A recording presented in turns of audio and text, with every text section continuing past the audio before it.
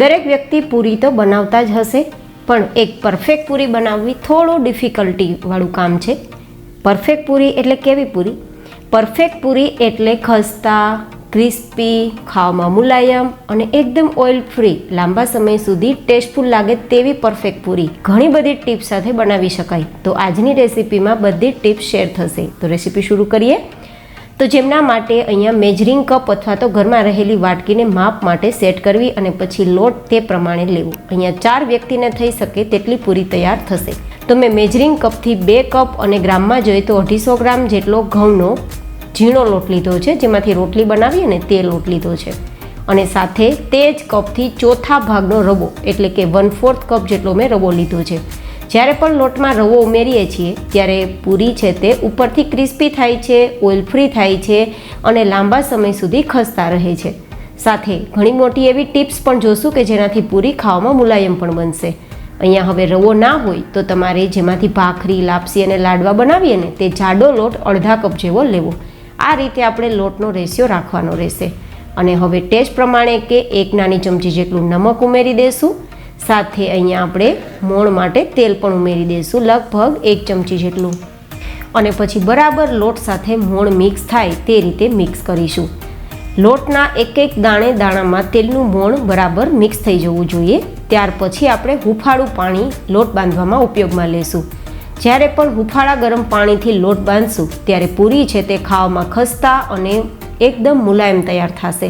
કારણ કે આમાં રવો ઉમેર્યો છે ને, તો રવાને ફૂલવા માટે ગરમ પાણી વધુ બેસ્ટ રહેશે.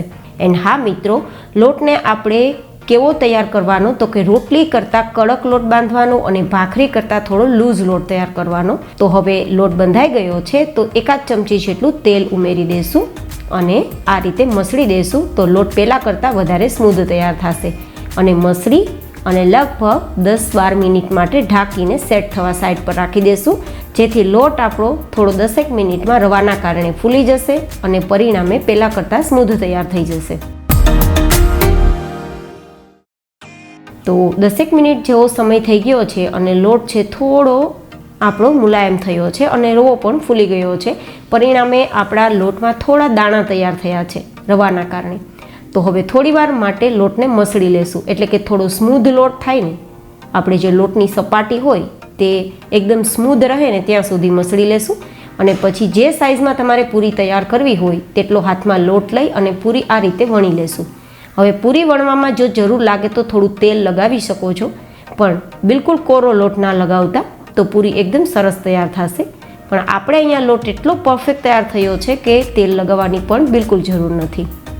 તો લગભગ રોટલી કરતાં થોડી વધારે ભરેલી પૂરી તૈયાર કરીશું. ભરેલી મતલબ કે રોટલી કરતાં થોડી જાડી, સાવ પાપડ જેવી પાતળી જો તમે પૂરી તૈયાર કરશો તો મોઢામાં ખૂંચશે અને ભૂકો બની જશે. તો પૂરી છે તે ખાવામાં મુલાયમ થવી જોઈએ અને ઉપરથી દડાની જેમ ફૂલેલી, ઓઇલ ફ્રી અને ક્રિસ્પી થવી જોઈએ. તો તેના માટે પૂરી છે તે રોટલી કરતાં થોડી ભરેલી જ વણવાની, એટલે કે થોડી જાડી વણવાની. અને પછી ખાસ પૂરીને તળવા માટે તેલનું ટેમ્પરેચર પણ ખૂબ જ જરૂરી છે. તેલનું ટેમ્પરેચર પૂરી તળવા માટે હંમેશા હાઈ ગરમ હોવું જોઈએ. અને પૂરી જ્યારે આપણે તેલમાં ઉમેરીએ ત્યારે ગેસની ફ્લેમ પણ હાઈ હોવી જોઈએ. તો જ પૂરી છે તે ફૂલીને દડા જેવી થશે. નહીં તો એવું થશે કે તેલ ઠંડુ હશે તો પૂરી તેલ પી જશે, અને જો તેલ આપણું મીડિયમ હશે તો જેટલી ફૂલવી જોઈએ તેટલી નહીં ફૂલે. અને હા, તેલ બરાબર ગરમ થયું છે કે નહીં તે ચેક કરવા માટે થોડો લોટ આપણે તેલમાં ઉમેરવાનો. એ લોટ ફટાફટ ઉપર આવે ને તો સમજવાનું તેલનું ટેમ્પરેચર પૂરી તળવા માટે પરફેક્ટ છે. તો હમણાં જ તમે જોયું કે લોટ ફટાફટ ઉપર આવ્યો, મતલબ તેલનું ટેમ્પરેચર પરફેક્ટ છે. તો હવે જ્યારે પણ આપણે તેલમાં પૂરી મૂકીએ ત્યારે ફટાફટ જારાથી, ચમચાથી આપણે પૂરી ઉપર હલકા હાથે વજન દેવાનો, મતલબ કે થોડું દબાવવાનું. હલકા હાથે દબાવશો તો પૂરી છે તે ઝડપથી ફૂલી જશે અને જેવી ફૂલશે કે કલર એનો ગોલ્ડન આવી જશે.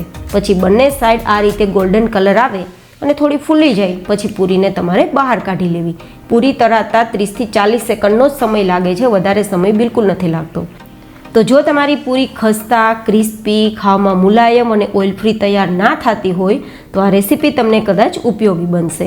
કેરી એ ફ્રૂટોનો રાજા છે અને હર નાની મોટી ઉંમરની વ્યક્તિઓને કેરી ખાવી પસંદ છે.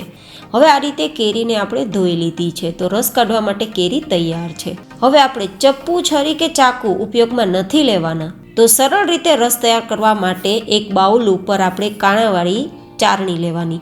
આ ચારણી ઘઉં જે આપણે ચાળીએ ને તે જ ચારણી છે. તે ઘરમાં ના હોય તો આ રીતે ખમણી તો હર ઘરમાં અવેલેબલ હોય છે. ખમણી નાની લ્યો, મોટી લ્યો, મીડિયમ સાઇઝની લ્યો, ડઝન્ટ મેટર, પણ ખમણી હોય, જારાવાળી ચારણી હોય કે ગરણો હોય, તેનો ઉપયોગ આજે આપણે કરવાના છીએ. કેરીને હાથમાં લેવાની. આ તમને ડાઘ દેખાય છે તે માત્ર તેની છાલનો ડાઘ છે, કોઈ ખરાબી નથી. કેરી અંદરથી ખરાબ ના હોય તે ચેક કર્યા બાદ જ આ રીત તમારે અપનાવવી. કેરી થોડી પણ ખરાબ હોય તો આ રીત ના અપનાવવી, હું તમને સજેશન આપું છું. હવે નીચેની સાઈડથી થોડું હલકા હાથે કેરીને દબાવતું જવાનું અને ધીમે ધીમે દબાવતા આપણે ઉપરની તરફ જવાનું. જો હું તમને પ્રોસેસ બતાવી રહી છું તે જ રીતે કરવાનું. વધારે વજન આપવાનો નથી, નહીં તો કેરી ગોળાશે નહીં, બધું જ ફટાફટ બહાર નીકળી જશે. જેવી રીતે આપણે હળવા હાથે ગોળતા ઉપર પહોંચશું ને કે ઉપર જે દાંડીનો ભાગ હોય ને તેની જાતે ખુલવા લાગશે જો, અને રસ જાતે નીકળવા લાગશે.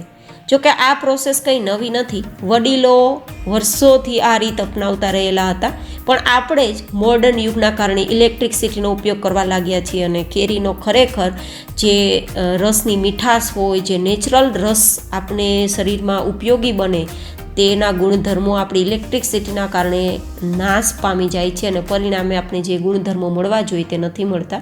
તો મેં આજ ફરીથી તમને દેશી જુગાડ બતાવી અને ફરીથી તે જૂની રીતો તમને યાદ અપાવવાની કોશિશ કરેલી છે. હવે જો આ રીતે ગોળતા આરામથી તેનું ગોઠલું બહાર નીકળી ગયું અને છાલ પણ જો આરામથી ટુકડા થઈ ગઈ છે.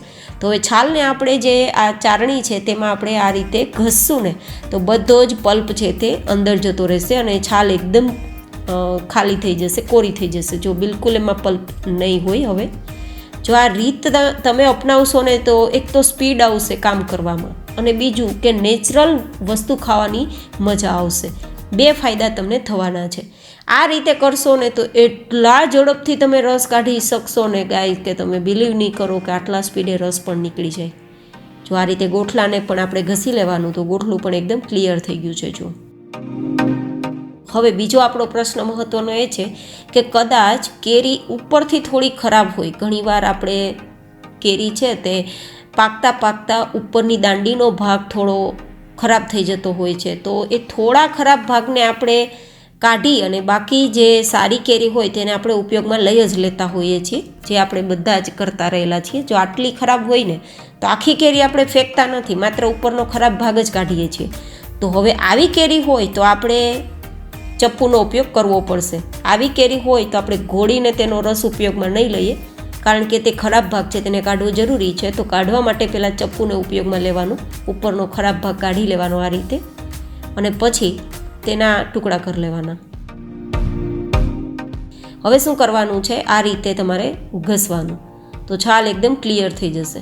એકદમ ઇઝી મેથડ છે ગાઈઝ. આ રીતે તો તમે બાળકોને પણ રસ કાઢવા માટે એક્ટિવ કરી શકો. જો કે અત્યારે વેકેશન સિઝન હોય છે તો બાળકો પણ ઘરે તોફાન કરતા હોય તો એમને પણ નવી એક્ટિવિટીઝ મળી જશે, તમારું કામ પણ થઈ જશે અને એમને પણ શીખવા મળશે. અને ખરેખર કેરીનો રસ કેટલો મીઠો હોય છે તે મહેનત કર્યા બાદ જ ખબર પડે. તો થોડા એ લોકોને પણ જો કામમાં લેવા માગતા હોય તો આ રીતે તમે ટુકડા કરી શકો અને પછી એમને આ રીતે કામ આપી શકો. એ આરામથી ઘસી દેશે, તમારું કામ પણ થઈ જશે ને એ એક્ટિવ રહેશે, સાથે નવું જાણવા અને શીખવા પણ મળશે. તો આ બંને રીત મેં તમને આપી છે. આ રીતે કાઢેલો રસ જે મિક્સર બ્લેન્ડરમાં કાઢીએ ને તેનાથી થોડા અલગ ટેક્સચરવાળો હોય છે. જો ટેક્સચર કેવું છે, અંદરથી દાણેદાર છે. જો રબડીનું બાસુંદીનું ટેક્સચર હોય ને દાણેદાર, તેવું ટેક્સચર છે. કારણ કે કેરીની અંદર ભરપૂર રેસા હોય છે અને રેસાના કારણે જે આપણા શરીરમાં ફાયદા કરે છે, તેમાં ફાઇબરનું પ્રમાણ હોવાના કારણે. પણ જનરલી મિક્સર બ્લેન્ડરના કારણે તે રેસા છે તે બ્લેન્ડ થઈ જાય છે અને પરિણામે રસ આપણો એકદમ લીસો થઈ જાય છે. તો રેસા તૂટી જવાથી ફાઇબર થોડું ડાઉનમાં જાય અને પરિણામે જે ફાયદા થવા જોઈએ તે ના થાય. આ રીતે કાઢેલા રસની કમ્પેરિઝનમાં બ્લેન્ડર અને મિક્સરનો રસ તો ના જ આવે. તો આ રીતે એકવાર નેચરલ રસ કાઢવાની ટ્રાય કરજો, પસંદ પણ આવશે અને ફટાફટ પણ થશે, સાથે તેના ગુણધર્મો પણ મળશે. તો આ રીતે રસ કાઢવાના તો ફાયદા જ ફાયદા છે. તો તૈયાર થયેલા આ રસને આપણે થોડીવાર માટે ફ્રીઝમાં રાખી ઠંડો કરી અને પછી ઉપયોગમાં લેશું તો વધારે મજા આવશે. આમાં આપણે કોઈ ખાંડ, કોઈ બરફ, કોઈ ઉપયોગમાં નથી લીધું, એકદમ નેચરલ રસ છે. ફરી મળીશું નવી જ હેલ્ધી એન્ડ ઇન્ટરેસ્ટિંગ રેસીપી સાથે. ત્યાં સુધી stay healthy, stay happy, take care.